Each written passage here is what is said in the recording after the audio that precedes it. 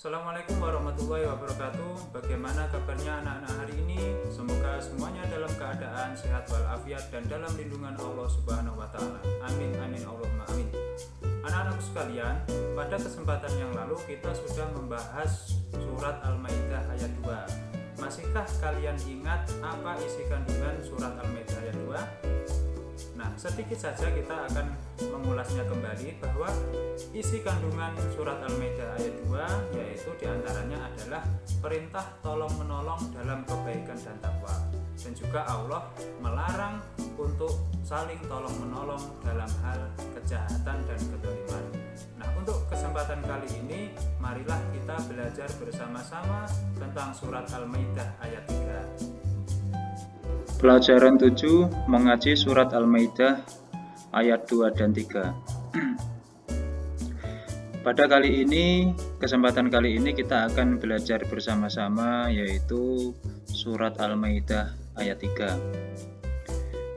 Subbab isi kandungan surat Al-Maidah ayat 3.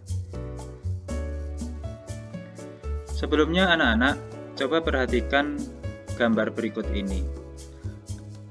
Ada makanan yang halal, kemudian ada juga makanan yang haram yaitu berupa babi, kemudian ada berhala yang disembah.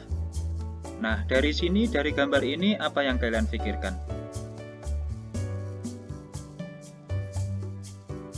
Nah, kita akan membahas tentang ini anak-anak ya, makanan yang diharamkan oleh Allah dan itu tidak boleh kita makan. Apa saja? Mari kita bahas bersama-sama. Sebelumnya yaitu ini adalah lafadz dari surat Al-Maidah ayat 3. Kita baca bersama-sama. A'udzu billahi minasyaitonir rajim. Bismillahirrahmanirrahim. حرمت عليكم الميتة والدم ولحم الخنزير وما أهل لغير الله به والمنخنقة والموقوذة والمتردية والنطيحة وما أكل السبع إلا ما ذكيتم وما ذبح على النصب وأن تستقسموا بالأزلام ذلكم فسق اليوم يئس الذين كفروا من دينكم فلا تخشوهم واخشون اليوم أكملت لكم دينكم وأتممت عليكم نعمتي ورضيت لكم الإسلام دينا فمن اضطر في مخمصة غير متجانف لإثم فإن الله غفور رحيم. Yang artinya, diharamkan bagimu memakan bangkai, darah, daging, ini daging babi, daging hewan yang disembelih atas nama selain Allah, yang tercekik, yang terpukul, yang jatuh, yang ditanduk, yang diterkam binatang buas, kecuali yang sempat kamu menyembelihnya. Dan diharamkan bagimu yang disembelih untuk berhala, dan diharamkan juga mengundi nasib dengan anak panah. Atau mengundi nasib dengan anak panah itu adalah kefasikan. Pada hari ini orang-orang kafir telah putus asa untuk mengalahkan agamamu. Sebab itu janganlah kamu takut pada mereka dan takutlah kepadaku. Pada hari ini telah aku sempurnakan untuk kamu agamamu dan telah kucukupkan kepadamu nikmatku. Dan telah kuridhoi Islam itu jadi agama bagimu.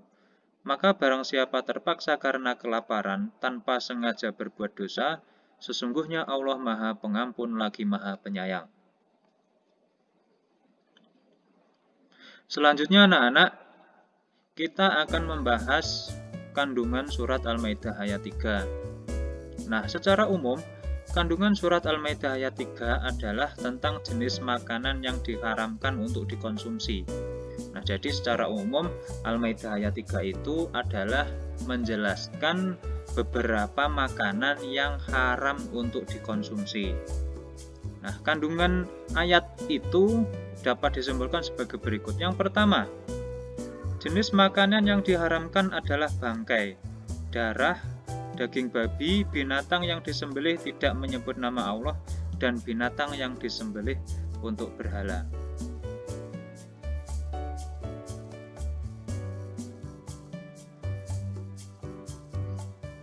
Lanjut ya anak-anak. Jenis makan yang diharamkan adalah bangkai. Jadi bangkai apapun itu hukumnya haram. Meskipun itu asal mulanya itu halal ya, kecuali yaitu bangkai ikan dan belalang. Misalkan bangkai ayam atau bangkai kambing itu haram untuk dimakan ya. Kemudian darah ya. Darah ini biasanya orang dulu itu kalau memotong ayam itu darahnya biasanya digoreng ya untuk lauk pauk, dan ini adalah sesuatu yang diharamkan, tidak boleh dimakan ya anak-anak. Kemudian daging babi. Nah, daging babi ini bukan hanya dagingnya saja, tetapi semua yang dari babi ya, termasuk kulit, tulang dan lain sebagainya, dan termasuk turunan dari babi. Ya, maksudnya adalah sesuatu yang dibuat dari bahan dasarnya itu adalah babi. Itu semuanya diharamkan. Kemudian binatang yang disembelih tidak menyebut nama Allah ya. Jadi seandainya itu binatangnya asal mulanya itu hukumnya halal, contohnya ayam ya, ayam punya sendiri kemudian disembelih, tetapi menyembelihnya itu atas nama berhala ya. Contohnya disembelih untuk sesembahan di sebuah pohon besar. Nah, itu binatang tersebut atau makanan tersebut juga haram hukumnya. Kemudian yang kedua anak-anak, binatang lain yang haram dimakan adalah binatang yang matinya bukan karena disembelih. Nah, ini ya, binatang lain. Nah, binatang lain ini asal mulanya halal, tetapi bisa menjadi haram apabila itu matinya tidak disembelih karena Allah. Contohnya dicekik ya. Ayam punya sendiri, milik sendiri, tetapi matinya dicekik atau dipukul atau terjatuh atau ditanduk ya, atau diterkam binatang buas. Itu haram hukumnya juga ya. Jadi haram hukumnya memakan makanan yang asalnya itu matinya tidak disembelih karena Allah. Nah, binatang-binatang ini dapat berubah menjadi halal jika sempat disembelih terlebih dahulu sebelum mati. Nah, ini anak-anak catatannya di sini. Jadi ketika misalkan ada ayam diterkam binatang buas ya, ada ayam diterkam macan misalkan ya, ada ayam diterkam harimau, kemudian sebelum mati ayam itu disembelih dan mengucapkan Bismillahirrahmanirrahim misalkan ya, atas nama Allah, itu menjadi halal dengan catatan hewan tersebut belum mati loh ya. Nah, kemudian selanjutnya, jika seseorang terpaksa atau darurat karena kelaparan dan tidak menemukan makanan lain yang halal, boleh memakan binatang di atas. Yang penting bukan sengaja untuk melanggar larangan Allah. Nah, dalam kasus ini anak-anak, seseorang itu terpaksa dalam keadaan darurat boleh memakan bangkai misalkan, atau boleh memakan makanan yang haram, contohnya daging babi. Kalau di situ memang tidak ada selain itu dan tidak ada yang dimakan selain itu, dan kalau tidak makan orang tersebut bisa mati. Nah, itu dalam keadaan seperti ini dibolehkan untuk memakannya. Nah, tetapi memakannya itu tidak serta-merta semuanya dimakan. Ya, dengan catatan bahwa memakannya binatang tersebut itu adalah hanya sekedar untuk menyambung hidup saja. Ya, hanya untuk sekedar menyambung hidup saja. Tidak boleh untuk terus ketika keadaan darurat itu kemudian dimanfaatkan. Nah, itu tidak boleh anak-anak ya, tidak boleh.